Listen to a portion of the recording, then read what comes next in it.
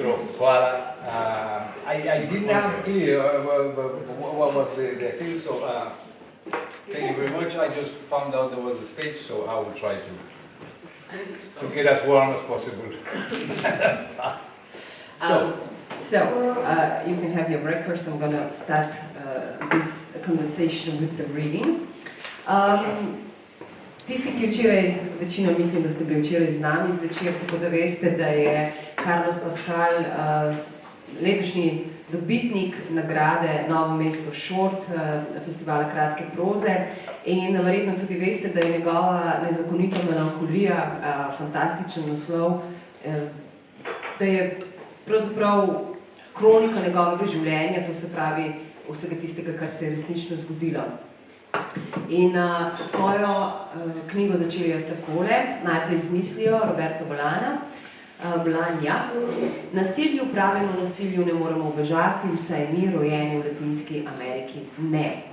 Zakaj to se mi zdi izjemna uvodna misel, glede na to, da je v tej zgodbi oziroma v tej knjigi kar nekaj tudi nasilja, talking about violence in the book, ampak hkrati pa je ogromno strasti, ljubezni, prijateljstva in tudi nesmrtnosti. Prva zgodba ima naslov Nesmrten in se začne takole. You have to help me. This is, how do you read this? Ahusko, okay. I just wanted to get to be sure. It's our Rožnik in the south of Mexico. Okay. Bit higher. Okay.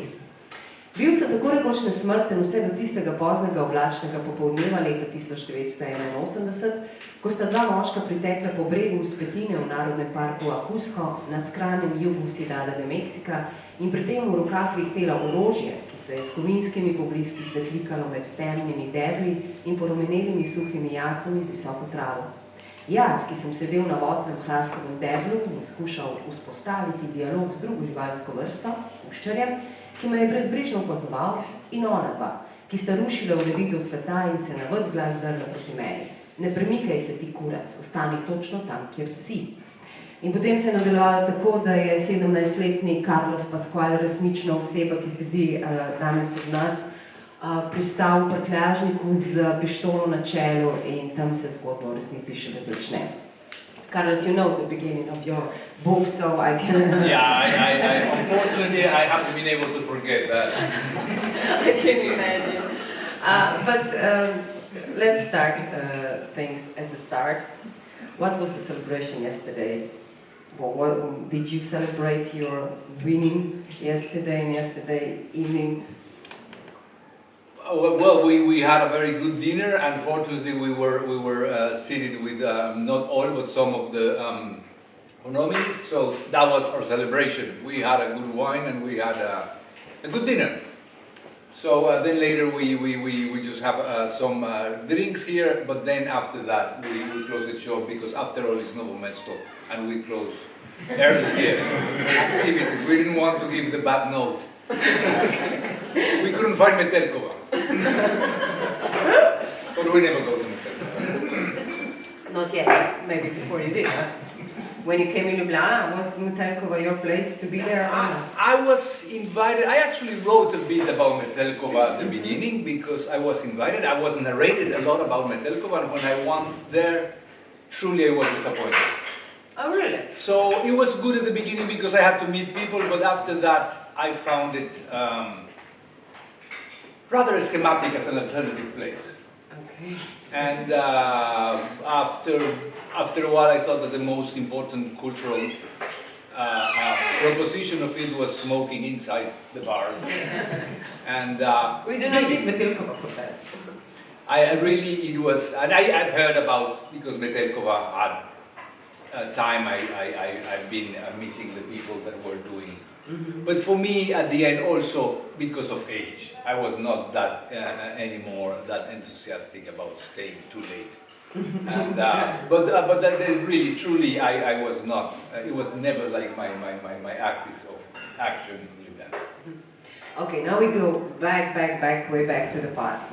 This was your first memory, which is written in this book. Yeah.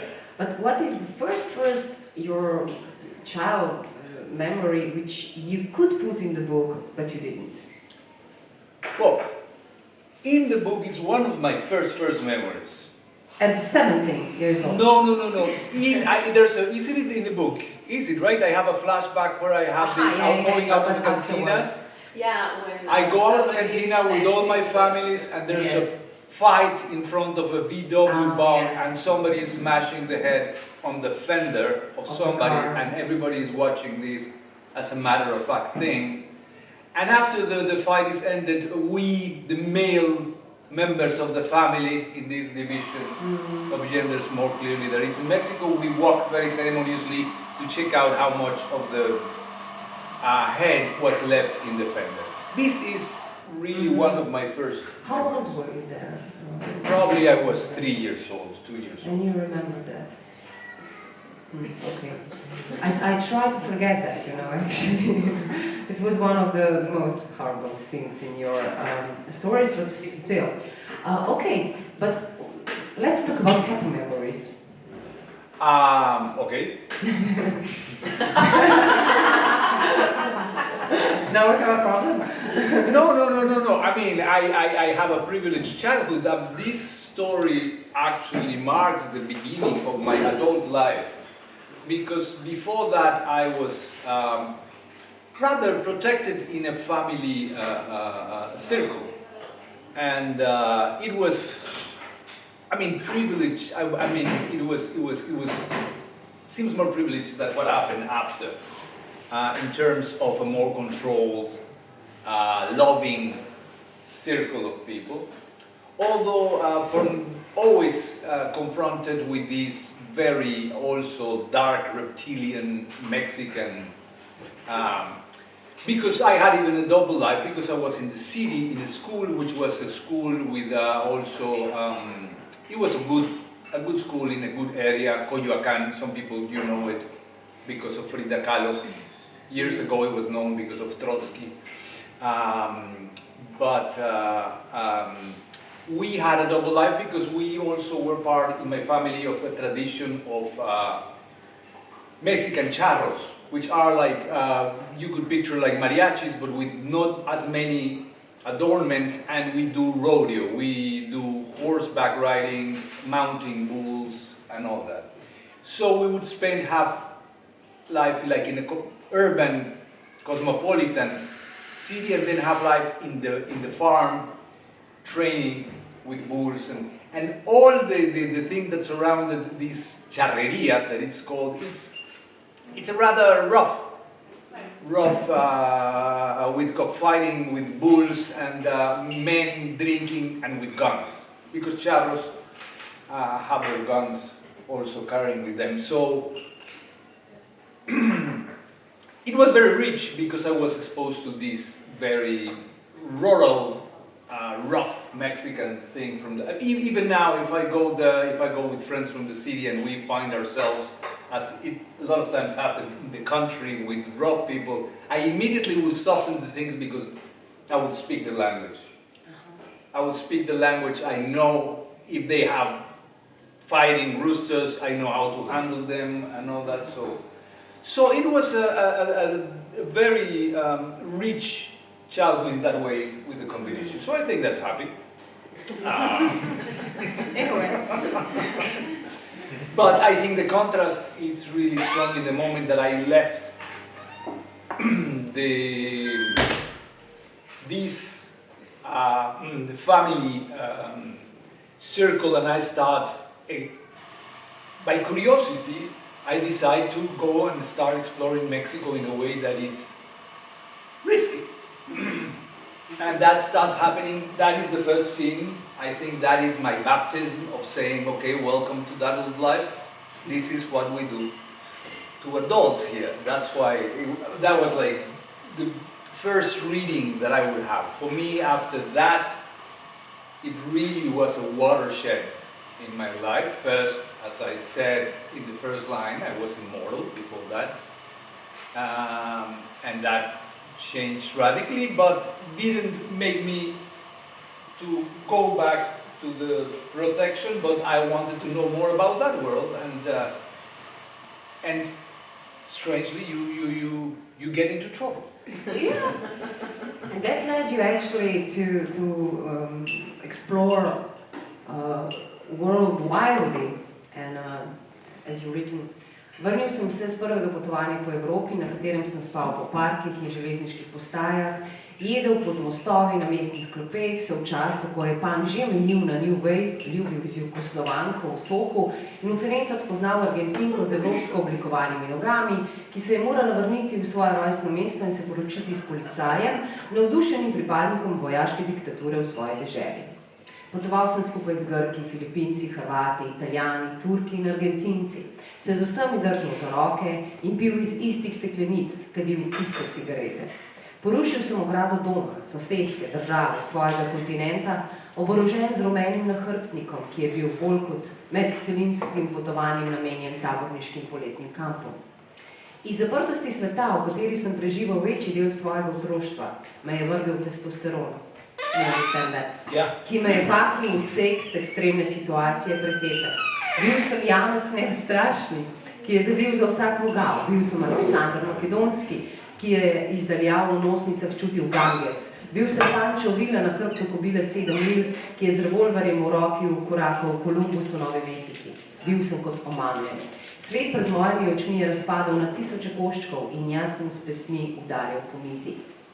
Potrebnih je bilo kar nekaj let, preden sem ugotovil, da mi je družinsko ozemlje, iz katerega me je iztrgal ta impuls, omogočalo, da sem nasilje v areni do tistega trenutka pravzaprav gledal iz oddaljenih tribun.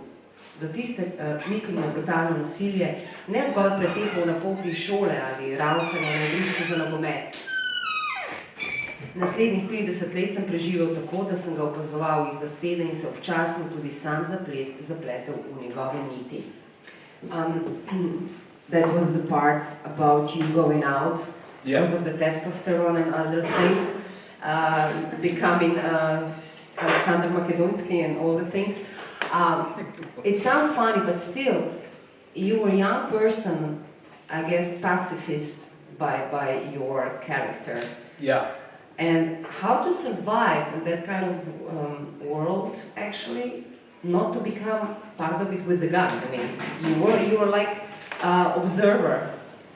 How to stay just an observer, because it's not easy, I guess. I think I had to do an operation. I was a very homey guy. I mean, I would go out a lot to play with other guys. I was not like the critical kid that you see now in films in Netflix with problems and stuff that cannot deal with the others. I used to go and play, but I spent a lot of time in the house reading and with my mother.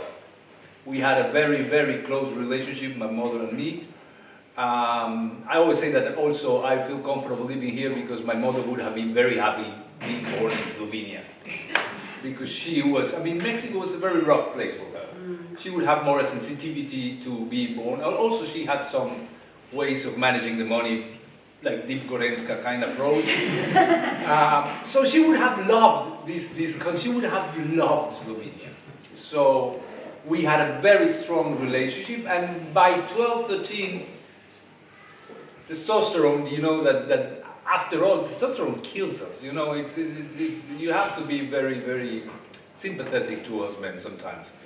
Just knowing that we have that thing that kills us. With all that little bats, you know. But I have to build up like a rough persona that would carry, and I discovered that entering Slovenia on the train from Zajtrk to Ljubljana. I was driven from Trieste to Zajtrk, and strangely I was in the train on that I got this view that I have built this rough persona to carry on the sensitive kid around the world, because there was not a way that sensitive kid was going to stand the things that I had to face to go out, but testosterone was strong and I needed to go out, so I started building this rough persona, and I think that also was there something also in the genes of my paternal family is really into fist fights and things like that,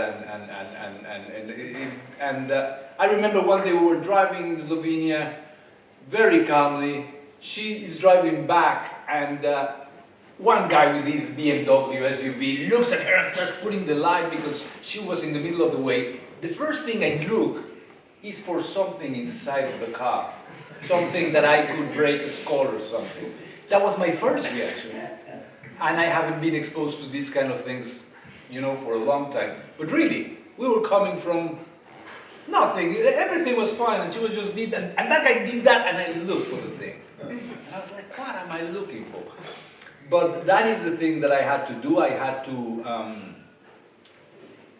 roughen this persona that would carry, like a capsule, right? I was my Apollo 11 capsule, this rough person. And this rough person then really became used to rough situations, and I could really handle very rough situations and keep the calm and survive to things that allow me to get into more problems. So that was I think the strategy. When I decided to break from the Oedipus complex, I think together with vertigo, because also I had vertigo, so I went training myself when I was 12, 13 into high buildings to break the vertigo. And I thought in my idea that I was also in that way going to cut the cord from the family, breaking my vertigo. So that's the kind of training. And in the same way I started being exposed to the rough neighborhoods of Mexico in that way. I would go there, I was exploring the nightlife of rough areas of Mexico also as part of this training. And I was curious also on the nightlife of rock areas. It sounds like a circus, your life, and you love the circus. Yeah, I always liked the circus. I always was enchanted with the circus. I was even doing, in early 80s, I was doing things that now are very popular in the parks here, like juggling and the thing that you walk, you know, between trees and all that. We were doing that and following circus with a friend, and circus was always a thing for me. And there's always a strong relationship with circus and arts and films, and I have also a big sympathy not only with Buñuel, that it's always present in my work, but with Fellini. And my company in my SP here is called Malabar, which means juggling. Oh, really, juggling? Yeah, which also was the bar of my circus in Mexico. When we were looking for a name for the bar, we say, well, Malabar, right? It's juggling and also it's a bad bar. So that works. Well, the beginnings of circus was actually with your cousin. The cousin you had adventure with the gun. Yeah. He was beside you when you were in the backpack of the car, and yeah, the first story you mentioned. But now I'm going to read the part of Bratranec and the clown. Bratranec je obsedel pred kosom ogledala, naslanil se je na steno in si z obraza odstranjeval bel make-up. Zamisel s klovnom je bila moja in nazadnje sem ga zanjo le navdušil. A zdaj vse skupaj ni imelo smisla. Zdaj je bilo vse samo še prozaično in žalostno. Že 6 mesecev sem po mestu oprezal, kje so se v različnih predelih Sidadov taborili različni cirkusi. Več ur sem popoldnevih preživljal tako, da sem se klatil in postopal naokoli med vozovi z igrami na srečo, še preden so se začele cirkuške predstave in navdihoval vonj po živalih. Preizkušal sem se v žongliranju in vozil monocikel. Tu sem dobil tudi briljantno zamisel, da bi z bratrancem odšla v kraj, kjer je zdaj stanovala Blanka z otroki in tam priredila točko klovna, ki napihuje balone in akrobata z upanjem, da bi se nama približali Carlosovi otroci, ki bi jim bratranec lahko izročil balon in jih objel. So actually that was helpful. I mean, that was actually an act of help for your cousin, because he didn't he wasn't allowed to see his children anymore. Mm-hmm. I think this is a quite strong line in this, in a few stories, the relationship with you and your cousin, which actually was family. Yes. And the family is really strong in Mexico. Still, was it with you the same? Yes, it was very strong. And this cousin was a fascinating character for me because he was 10 years older and he had been in the swinging London, and he would come and he was listening to Led Zeppelin in 73 already, talking to me about this band that he went to a park. he brought me to my first films, Sulawski, this Polish director that I mean, I shouldn't be allowed. He was bribing the people at the door to bring me to watch The Deer Hunter and Apocalypse Now, and so he was a teacher actually. strong. Yeah, absolutely, he was. He reached until one level. That was his level, and then after that, he didn't. He was not able to continue with his role as a teacher. But this beginning, his love of films, because from my mother I had the love of books. My mother was not very knowledgeable. She was an orphan. She didn't have professional education, but she knew that from books she could get something. I don't know if she got it. She tried. She didn't have a big guide, but she would know that that was an exit to something, so she would guide me through books and even put me tests. There was a famous book in the 70s called John Livingston Seagull, and she would give me the book and say, read it, and I'll give you a week and you'll tell me what is the core of it. And I would come back and I said, well, the core of it is this, I would say, and she would say, no, go and read it again. And then I think that she didn't know what that was the core, because I think I had a pretty good idea what was the core, but she just wanted me to make the effort. And so she was not reading Dostoevsky, she was not reading Tolstoy, she was reading the Paulo Coelho of that time, which was Ogmandino, which is forgotten. Probably good for all of us, but I was reading Ogmandino to understand things. But the library of the house have, you know, also as a middle-class family that you have to show that you have something else, that a couple of cars in the garage, you have full collections of books, you know, and then I would have to start having access to Jules Verne, to Dostoevsky and all these things. But my cousin was the influence of films, which was very important in that moment, in the 80s. I mean, in the 70s, for me to start understanding. And I think it's there, I know it's there, but we went to watch Clockwork Orange. Again, not very advisable for the age that I watched Clockwork Orange, but he would bring me later to a coffee place and says, how do you see this? And I was like, I don't know.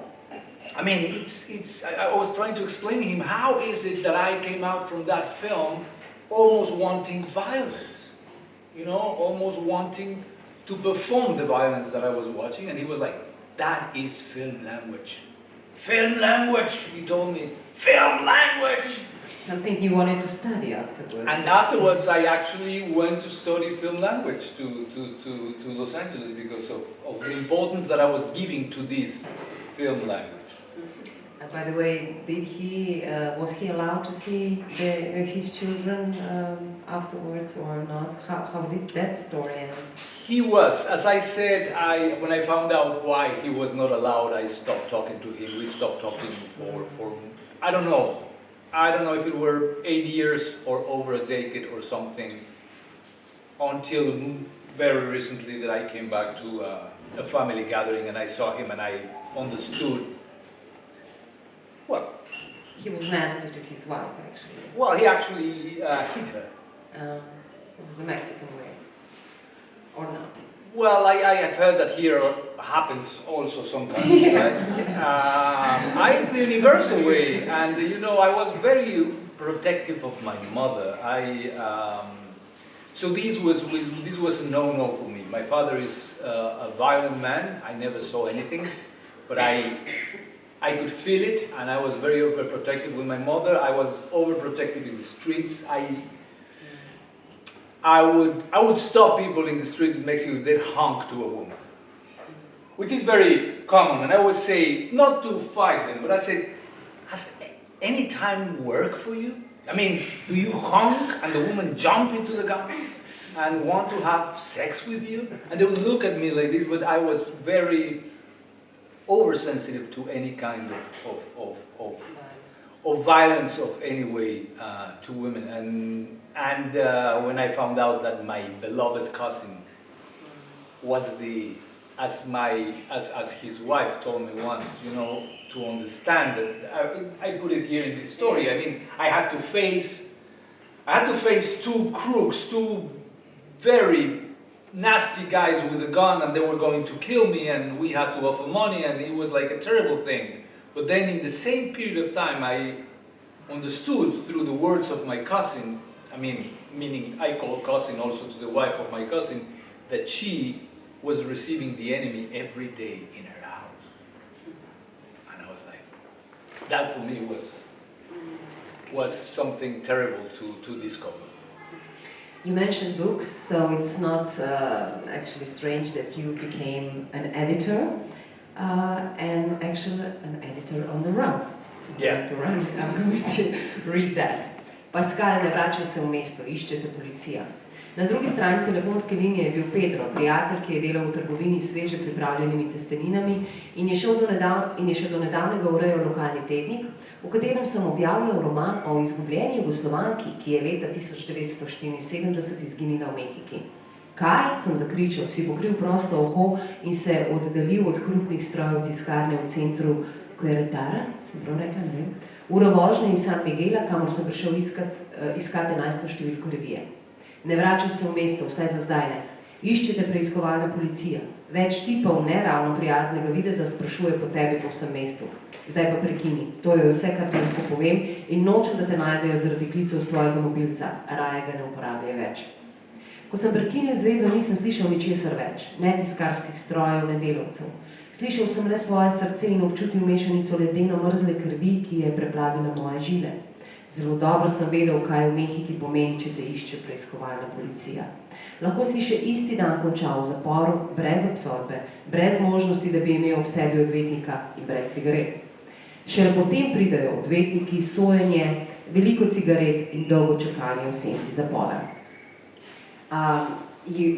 You somehow managed, because you were guilty somehow, but that's not the case always in Mexico. You do not have to be guilty to end up in prison. Yeah. But you actually managed to stay out.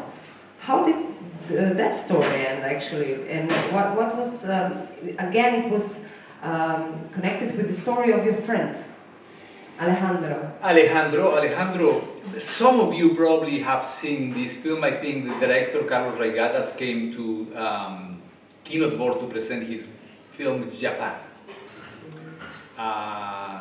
And my friend Alejandro, a very peculiar character, was the main actor of that film, and which we also stopped talking, Alejandro and me, because he was unkind to the mother of my girlfriend. Again, he was, and then we have talked, but we were close, and then he was violently, terribly killed in the same street that I was living, and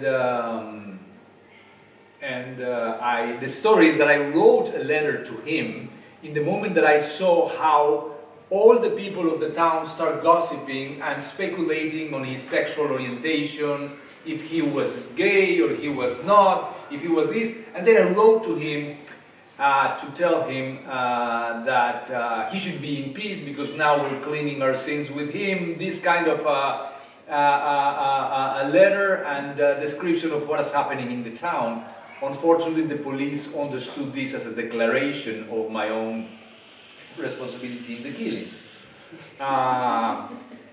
But that actually, what it was 1 month and a half ago, that I got this message 4 in the morning from a journalist from Mexico saying, "Are you the Carlos Pascual who wrote about this story?" And I so I responded and I say, "Yes." And he says, "Well, you know, your theory about who could have been the killer, it's right. Because in the book I talk about the son, right? Socrates. Socrates was the name of the son. It was not named because of the philosopher, but there was a cartoon character that was a mouse called Socrates, and the father of the kid was a common criminal for Acapulco, so he called him by the cartoon he used to watch. And Yes, there were words around. It's not the first time that I defended somebody that was probably guilty of a heinous crime, because he had adopted Socrates, and most likely he had abused him. And most likely because of this phone call also, I found out that Socrates was protected by the police. The family of the actor who was killed actually protected the kid, and the police was happy to protect the kid who was abused by a man. And so the practice there, and the practice also in many places in the world, is to produce a scapegoat. So the police, when they thought I was confessing, they were not really thinking I was confessing, they were producing a scapegoat. So that's the colorful adventure of escaping that and finding through first staying in the house of a friend who was Uruguayan emigre from the dictatorships. That is the story that I told here in the festival when I was kindly invited last year. I told the story of my friend, that she was a refugee, and then I was a refugee in his house. So at the end, what happened is I found this colorful lawyer. It's all there, right? A lawyer that has a crucifix the size of his wall. And then I'm presenting her the story of a guy who is killed and not and this. And then in the page there's a naked man in my magazine.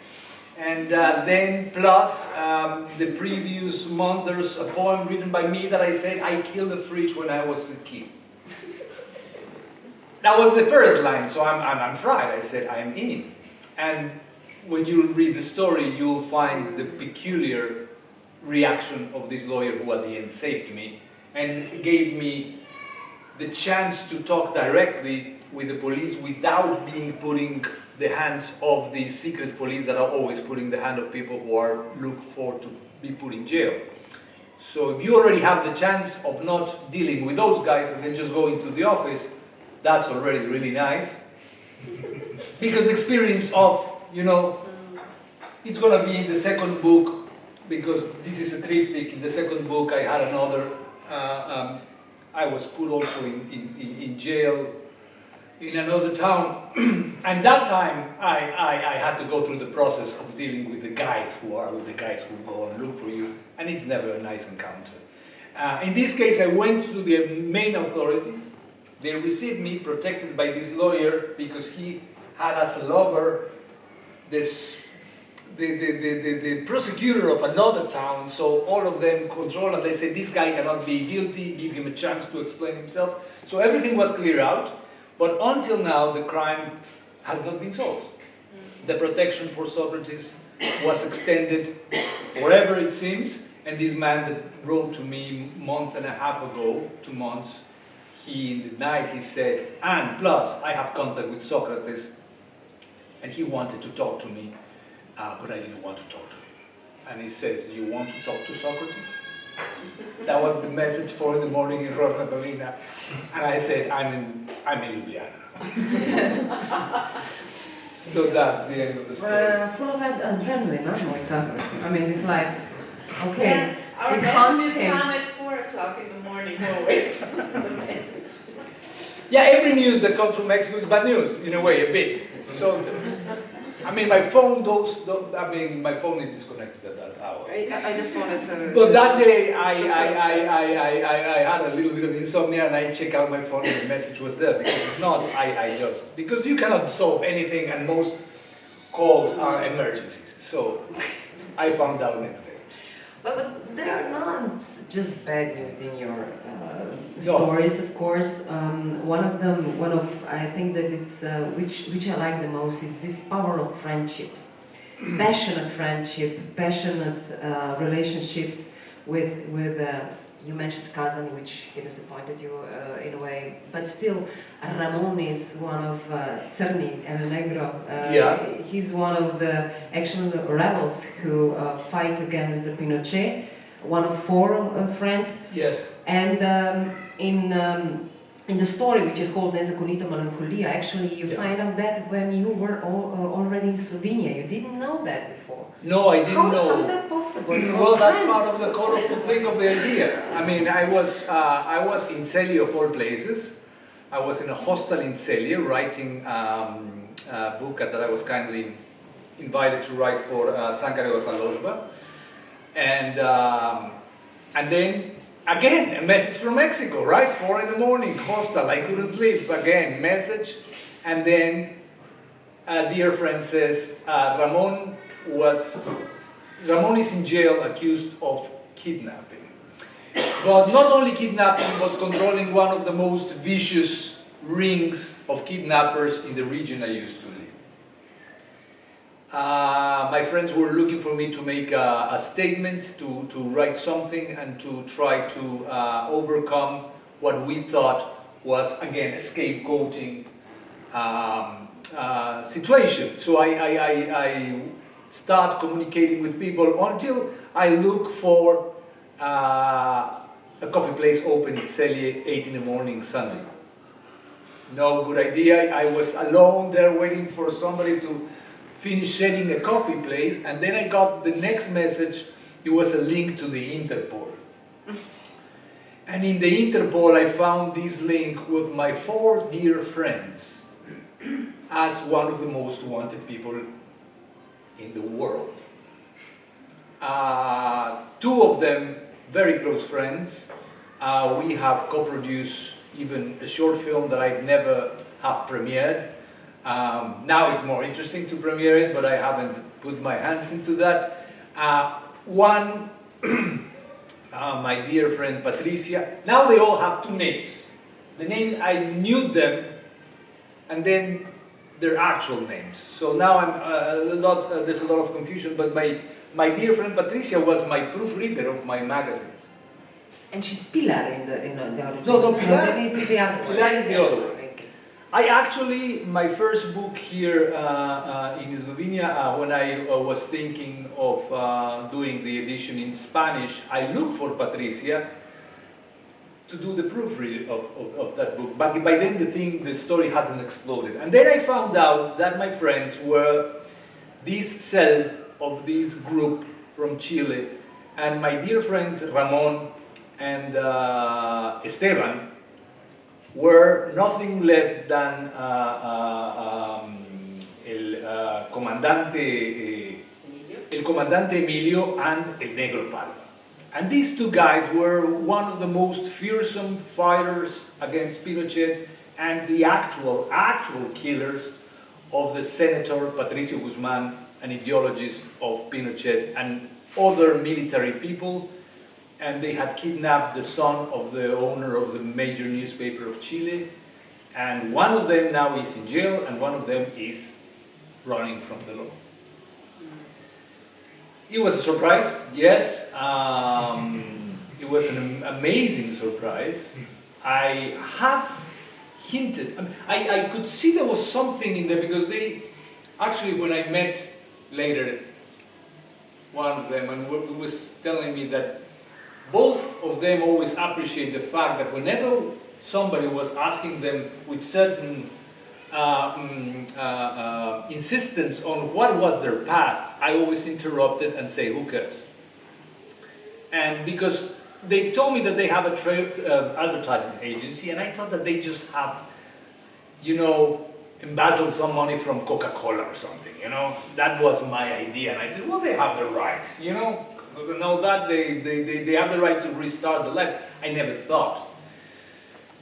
So from there went a process in which I started knowing them through the research and the incredible history. My friend Ramon had sequestered a helicopter and rescued Esteban from a jail in '96 in what is called the escape of the century in Chile. Ramon, I have pictures with Ramon. We did a fake tequila advertisement for my magazine, and there's Ramon putting the tequila like here, it's fine, checking out the light, and then flying the helicopter. And Esteban, which was one of the finest persons that actually what happened, and it's part of the story, is that they looked for me, Esteban, El Negro, and a dear friend, a painter. I was setting lights in my theater. Now it's not Rosa, it's the center, I'm there, and then I received a phone call from Mexico. And he said, are you coming for the 80th birthday of Daniel Sirte, my partner in the circus? So he was becoming 80 and he was going to celebrate in La Bourgogne in France. So he says, are you coming to France? And I said, yes. I was like, yeah. And then he says, well, you know, because if you're coming, somebody wants to see you. And I said, okay, who wants to see me? And he says, well, you know, Esteban is here. And I was like, Esteban is there? I actually, I was dreaming on finding some place for Esteban to hide in Slovenia. I was thinking that he could be, you know, growing lavanda in Kras. I talked, I won't produce a name, but I talked with somebody there saying, could you have a guy who fight against Pinochet? Yeah, I could hide him here. I said, good. But that was just my dream. That was just, I was thinking that, I don't know where was he. So at the end, he reached and he says, my friend says, he arrived in Europe. He says that he wants to talk to you, that he wants to see you, that he knows that you're in Europe. So then I said, okay, where are you staying? I could get an Airbnb. And they said, no, you already have an apartment in Saint-Germain-des-Prés for a month, ready for you to come and encounter half of the cell. And are you coming? And I said, yes, I'm coming. And then I told Moitza, which immediately said, I'm coming.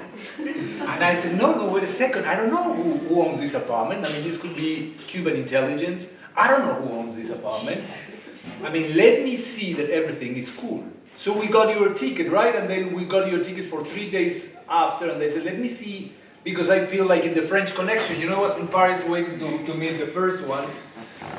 I mean, if there will be Israeli fighters, I wouldn't go because, you know, the commandos of Israeli counterintelligence and all that, they're very precise. But Chilean forces wouldn't mess with France. That was my thing. But an ultra-right radical could do, you know, an American, you know, a Russian counterintelligence. I was like, but still, it was very much like, the days of the Condor or something like that. When I encountered with him in the streets and we were blazing. But when I saw that it was kind of cool, Moitza came and for the first time she met people that populated my books, right? Because before she could really think that probably all this was fiction. And I think that was the first time. I mean, when you came to San Miguel, you saw some of the people and some of the places. San Miguel I met Daniel and Spain. Yeah. The sites where the circus was and all that. But El Negro Palma, which is it's an incredible character. I mean, it's going to be known. It's going to be known with time. It's going to be known in the way that Che Guevara is known because of the colorful. I mean, he's a very imposing, handsome, interesting guy, and Writer. a writer, bad writer. He's a bad writer, but he tells all his stories. So he actually invited me. One of the ideas is he invited me to control the story and help me control the story and tell the story from my words. And the conflict that we have now is like he cannot not tell his story with his words, but he's really bad writer.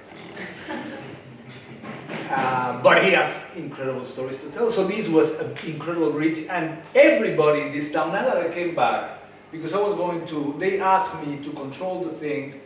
If Netflix want to do the series, that I would be controlling the story and all that, because there's like pressure already. He doesn't want Netflix, he doesn't want nothing. He just wants to be left alone.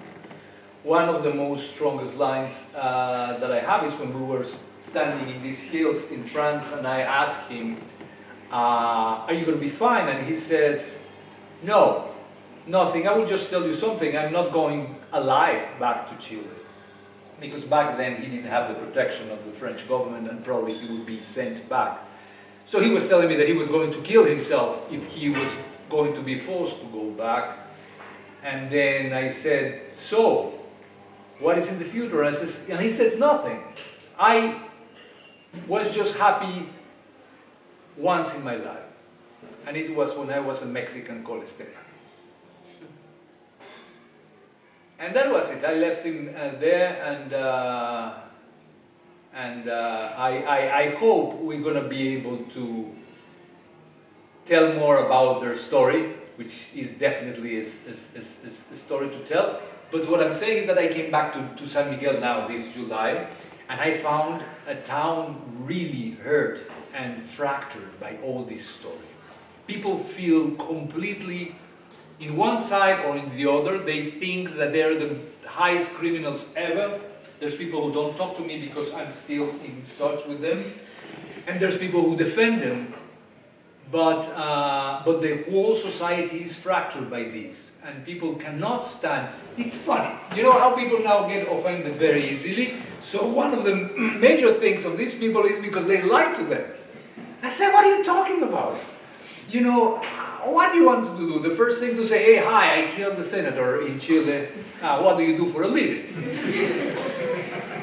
So I always said, look, for me, once they introduce themselves, Esteban, for example, once he introduced himself, then for 7 years, 8 years, he was completely straight. That's being truthful, right? During that period, but I was talking about this, and then I started talking with people in Mexico to do a documentary to tell the story about them, but through the people that stay in the town. That is an incredible thing because it is a fractured town, it's an injured town, and it's everything because of the story of the chiefs. Maybe to mention one of the strongest dialogues in your story is is this when he says, "Don't explain me, just tell my story." He says, "Don't explain, don't exaggerate, just tell, just tell." So the second book will be about him. The second book of the triptych. No, that would be out of the triptych. Okay. That when what we're talking, and I don't know. I want to give time also. Mm-hmm. It's not ready yet to be told, actually. I don't know. We'll see. I don't know. We have to see. I'm not going to force it. It's not like. I mean, it's a story. I mean, they could sell the story. I could sell the story in Mexico or in Chile easily to even Netflix or even for a book. But I cannot do that to them. This has to be something that we have to decide once if they want me to tell the story with my words. If not, I won't touch it. I will leave it. Mm-hmm. Like the stories that I used to say, those will be the stories for the cantinas and then the full story of what happened with them. Okay, now for closure, I was thinking about your destiny actually. You always get a challenge, but at the same time you get a solution. I don't know, in a way of people, or in form of people, good people, in the form of, I don't know, something new. Do you call yourself a lucky guy? Because I think you are. I mean, you have more of respect. Well, you know, I could have fallen in love with a bad translator, for example. Yeah. But you didn't, because you're smart, also. No, it's, we were laughing with the friends. It's how you choose. I said, do you think we choose? No. I think love chooses us. And no, I also was asked this constantly. I have many friends who debate about my luck. And I always said, I am a person with very bad luck surrounded with the most incredible, blinding good luck. Yes. Because really, if something good bad happen in a trip, it would, but it wouldn't reach the chorus of that, and then at the end, really, it's almost like Superman will show up, right? It's something that at the end it's solved, but you cannot call that a luck or Well, that's what I'm saying. I also want to try to find out, you know, this idea, for example, of dressing ourselves and going to a plaza to look for the kids. What you were talking about with my cousin, right? That's a dumb idea. That's a dumb idea, but it has some beauty in it. It has some poetry in it, and I think that is what guides also a lot of these stories. That I was always taking these stubborn, dumb decisions, and this is also compared to how other people. I mean, I see the people of my generation when we were working. I was having teachers of playwriting and this and finding different. All these guys were doing the right thing always. They were always looking for the editors. They were parting of the lobby. They were parting of this. And I, by some strange program, always wanted to go against that. That's why I never was part of literary circles in Mexico, or I never had an editor in that way, because I was never wanted to be part of that. And that allowed me, that created the good luck of all the things, you know, and it was the same here in a way, the incredible. I was with no job here, with no possibility of nothing, because I lived in many new cities. I have moved Los Angeles, Boston, many cities that I didn't know nobody, and I start at the first week I was already doing stuff, and I was already meeting people. And Slovenia was very challenging in that way. I didn't have nothing, I didn't have no credit. I was proposing in Fujine to the cultural center, I was proposing to do, I wanted to do, it was Othello, I think so, in the Grad, in the castle with troubled kids of Fujine. And they looked at me and said, "But who are you?" You know? And I said, "Just give me the kids. You have a program with kids, I will want, and I will do." And you know, the ship travel of Othello, you know, to Cyprus is going to be on the bus to Novayashi, you know, and then I will bring, and the guy looked at me and says, "Thank you very much," and I didn't have no credit, I didn't have nothing, but I kept doing something, and that is, I gave talks, free talks, and I arranged with the bar to give a free talk on a Mexican poet, and Moitza came to pick up somebody that came to the talk, and she came early. She didn't come for the talk, and then she stayed, and that was the beginning of everything. I mean, all my plans were really dumb on the way of how I was going to do things here, but she showed up and she said, basically, and I put it, I think it's the second book she approached, and she says, "Who do you work for?" And I said, "I don't work for nobody." She said, "But who do you pay you for doing this?" I said, "Nobody pays me for doing this." And then she was really like, "Okay, who's this guy?" And then she said, "Do you write as you speak?" And I said, "No, I write better. That's why I write, to correct my bad speech." And she was like, "I need an essay from you." What a good question, Moitza. And that was Do you write as you speak? Yeah. So, good luck. After all, I would say yes. Okay. I have good luck. In now, v Sloveniji, kjer živim že več kot 90 let, ni niti najmanjše možnosti, da bi se mi pripetilo kaj izjemno nenavadnega. Ideja, ki jo želim izpeljati, pa je, da v knjigo izpišem le zgodbe, ki so se mi zares pripetile. Če bom za knjigo potreboval dodatno snov, sem premišljeval, imam na voljo le dvoje. Da se za kratek čas vrnem v Mehiko ali pa da se zatečem k laži. You had two options. To go back to Mexico, to get another stories, experiences, or to start lying. None of them happened.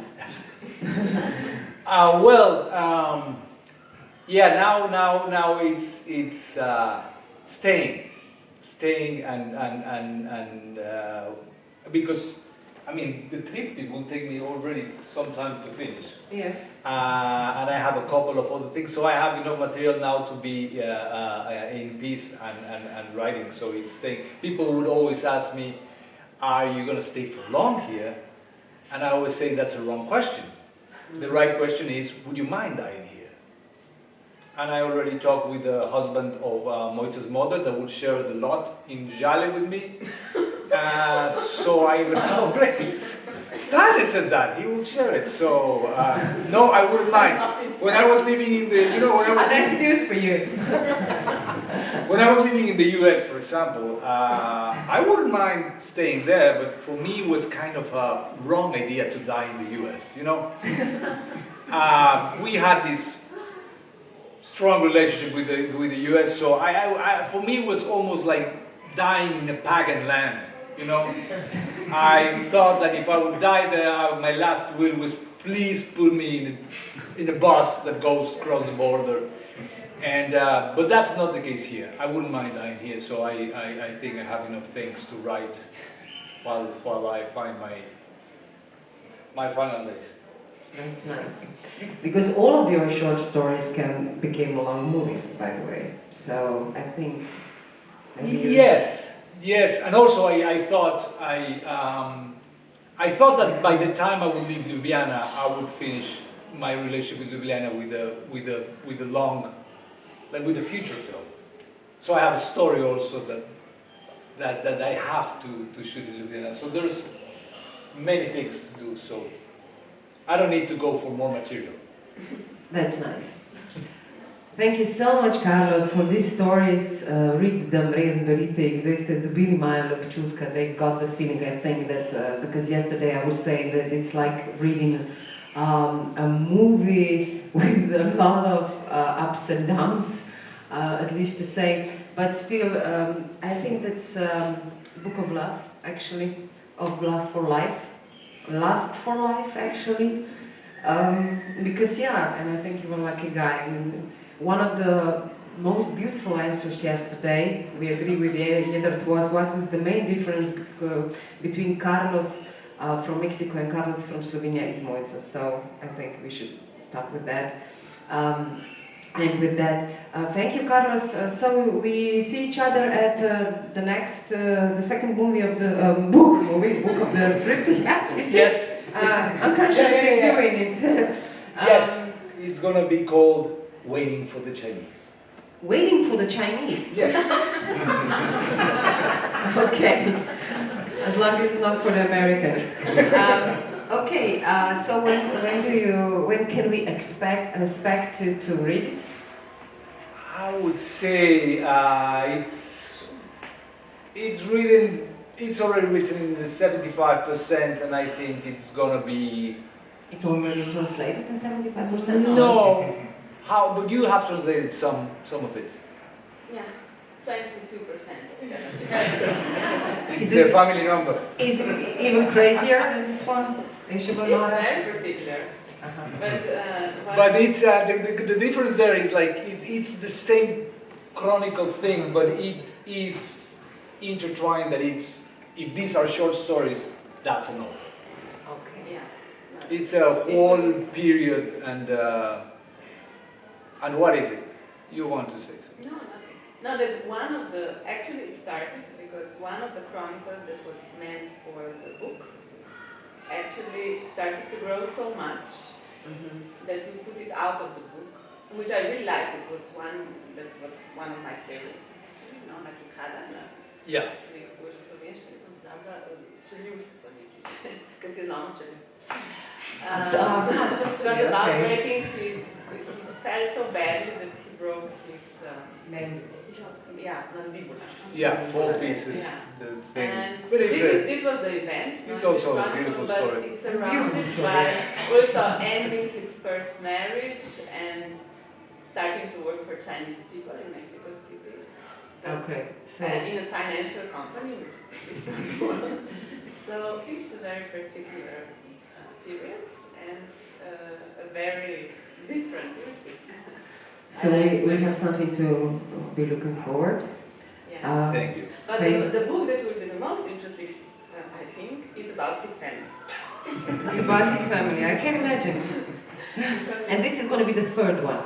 I don't know. No, that when I finish the triptych, I have to write the other one. That it's gonna be like, I don't know, The Sopranos, but with low budget family.